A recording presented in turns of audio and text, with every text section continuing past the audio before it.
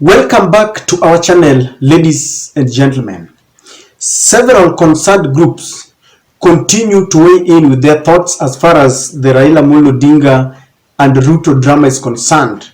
Just days before Ruto's team meet Raila's team in an attempt to iron out their differences, and they continue to urge Raila and Ruto to try and give dialogue a chance. But there is another group of thought that feels that the 7-member committee from both sides will not achieve much. And they really cast aspersion on this kind of talks. They are urging Raila and Ruto to expand these talks to include all stakeholders, because they feel that what Raila is talking about goes beyond politics.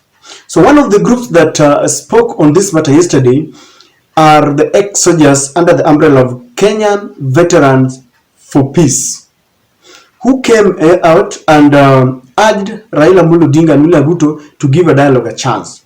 They criticized some of these proposals, and one of the things that they criticized is an idea of having a handshake. And when I thought for a moment on their advice, I thought these people were sent by William Samoei Ruto. So I went on a spree, just a scrutiny spree, and I was scrutinizing their message, and I realized that it was a double-edged sword. They were cutting across, cutting William Ruto and cutting Raila Odinga. But there is an area that they spoke about, a question that I feel Raila Odinga must not take for granted, must not treat lightly. Just take a look.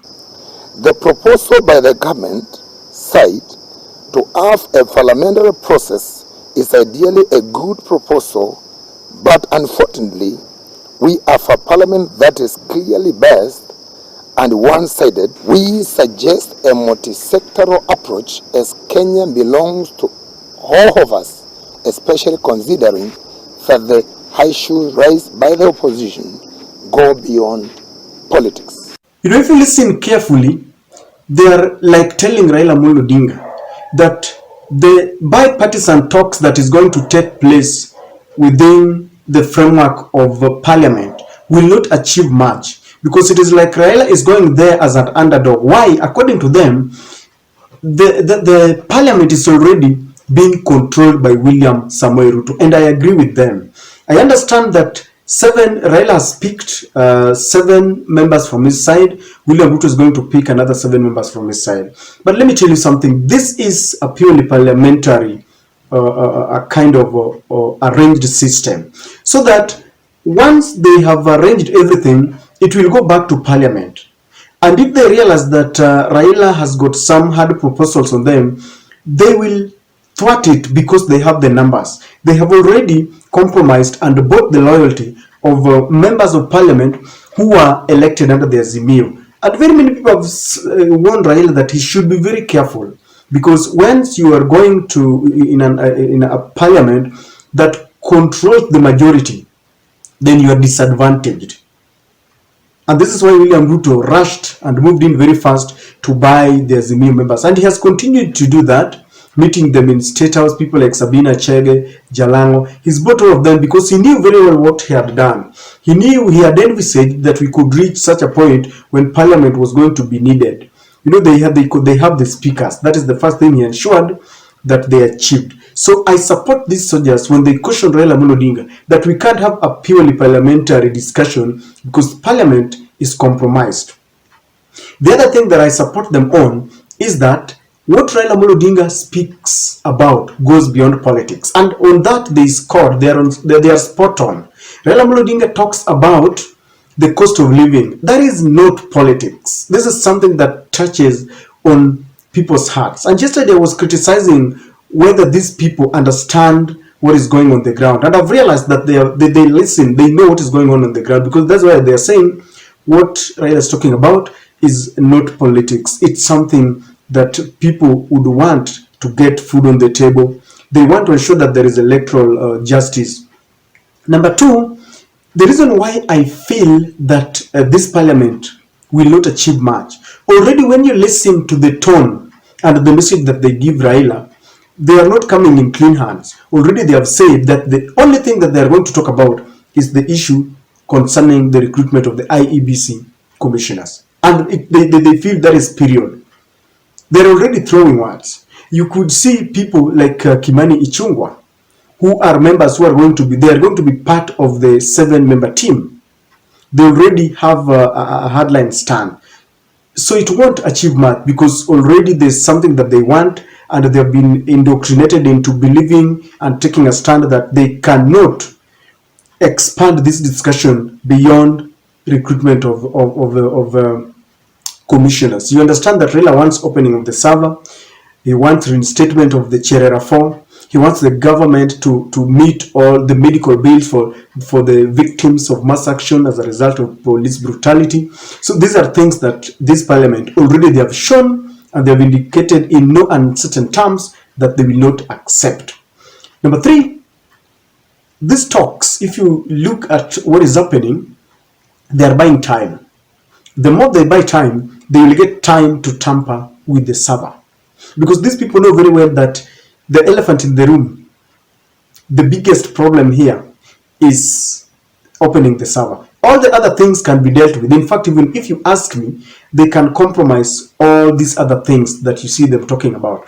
But opening of the server, in fact, you will have to do it under their dead body. They cannot accept it because I told you, this will indict the America, it will indict the IEBC, it will indict the Supreme Court, it will indict very many people who are in cahoot of this mischievous plot to rig our election. So this is something that they cannot do. They're buying time so that they can see how to interfere with it. And I'm only saying this because Raila had said earlier that they have knowledge that some people are interfering with the server. Someone was asking me, can the server be tampered with? I'm not an IT. I don't have much knowledge as far as information technology is concerned.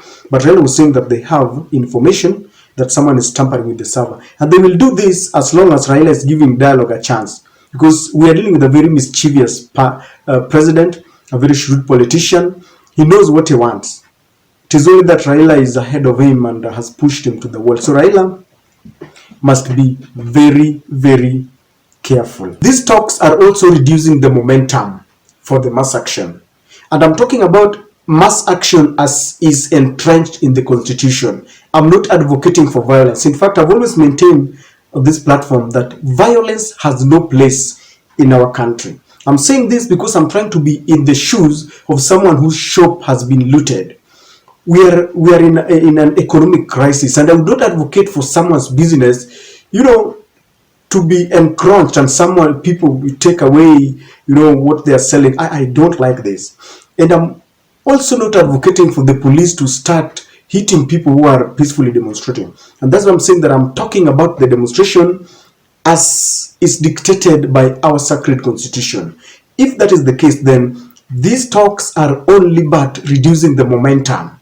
Over the world, the only language that the government understands is the language of mass action. Why? It cripples the economy. You will know that most of the civil servants have not been paid, and there is no any other explanation. They are running, we're in an economic crisis. The more we continue to demonstrate, the more the government is crippled. And when that is done, the government will come down to listen to the opposition. Otherwise, when you speak to them nicely, they will be like they want to hoodwink the opposition. Already, you know that William Ruto wants Raila Odinga to accept the office of the official opposition because they pretend that they want a vibrant opposition. Nothing can be further from the truth. If they really wanted a vibrant opposition, they would be buying these opposition members of parliament left, right, and center. So William Ruto is speaking from both sides of the mouth. He's blowing hot and cold. So this is one of the conditions that Raila had placed, that they must be given powers to replace those members who have crossed the floor. They should go and seek fresh mandate from the people. I have a feeling that if people had to continue with the mass actions, maybe we will be speaking another language. So I don't support these talks, and I support the soldiers when they say that the parliamentary way is not going to work. And this is a and a caution that Raila must not take lightly. Let him review and know that this thing is just but a waste of time. That is my take, ladies and gentlemen.